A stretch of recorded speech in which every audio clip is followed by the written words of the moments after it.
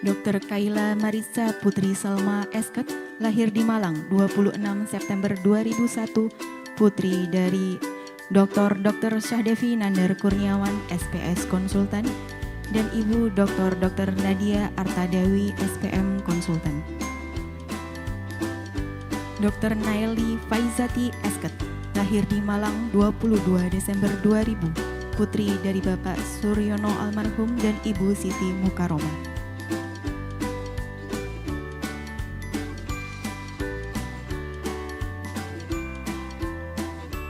Dr. Hapsiah Aini Elyafi Esket, lahir di Gresik 14 Desember 2001, putri dari Bapak Muhammad Zainul Arifin ST dan Ibu Nur Aliyah MPD.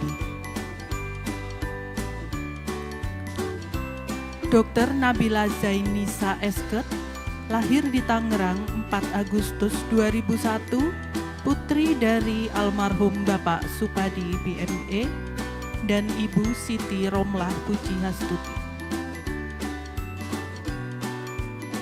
Dr. Nabila Hanifah Wasito Esket, lahir di Gresik 31 Oktober 2001, putri dari Bapak Wasito dan Ibu Juwita Haryani.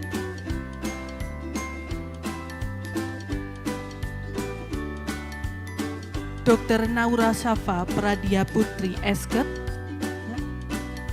Dr. Pramita Maharani Putri Wicaksono Esket, lahir di Malang 21 Januari 2001, putri dari Bapak Dr. Arif Heru Wicaksono, spesialis anestesiologi dan terapi intensif, dan Ibu Ika Kusumawati AMD.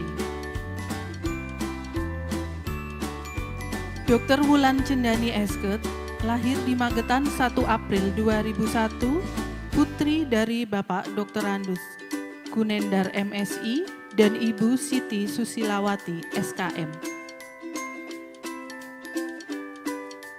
Dr. Dinda Eta Iklimatur Rahma Esket, lahir di Jombang 6 Juli 2001, putri dari almarhum Bapak Haji Sucipto SPD MMPD dan Ibu Hajah Agustin Aminah SPD MPD. Dr. Evira Rahma Aya Sofia Esket, lahir di Malang 24 September 2001, putri dari Bapak Agung Budi Utomo dan Ibu Tuti Yanueri.